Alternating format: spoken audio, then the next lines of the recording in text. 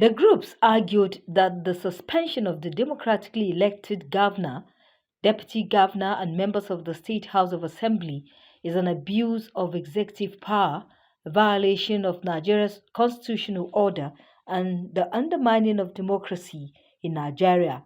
They noted that such actions without due process set a precedent that could undermine democratic institutions in Nigeria. It was a split, and some assembly members defected.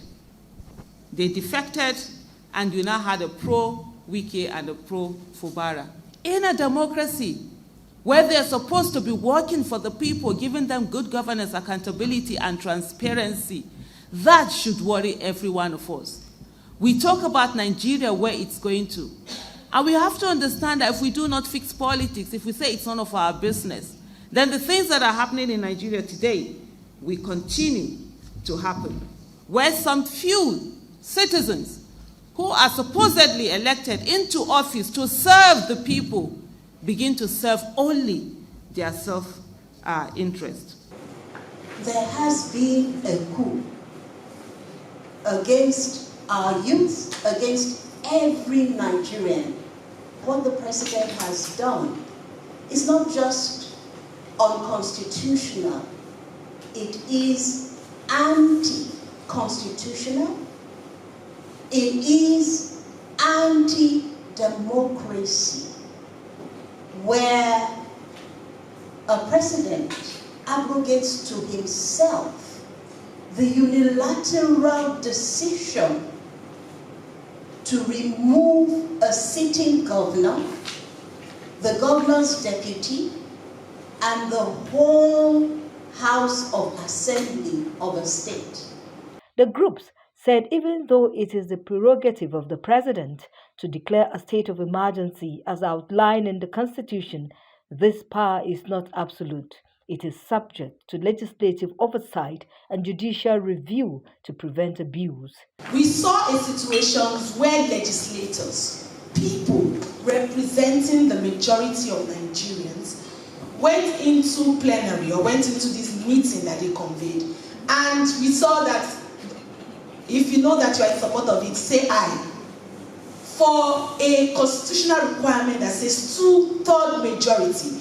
But unfortunately, at this time in history, Nigerians are seeing a situation where their legislators, with a voice vote, approved the proclamation of the president. This is clearly unconstitutional.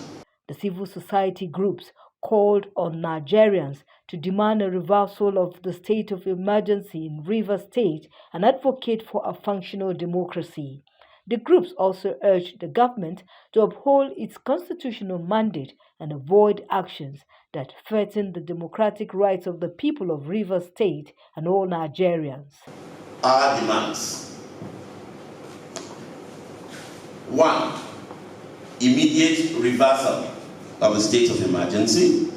We demand an immediate reversal of the unconstitutional removal of the governor, deputy governor, and House of Assembly members in Rivers State. 2. Legislative oversight. We call on members of the National Assembly who were not part of yesterday's charade to speak up against the violation of the Constitution. We also call on Nigerians to make their displeasure known to their representatives.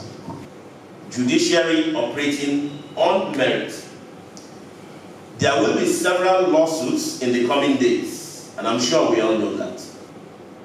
We require the judiciary to review each case on its merit and not rely on technicalities to dismiss the cases.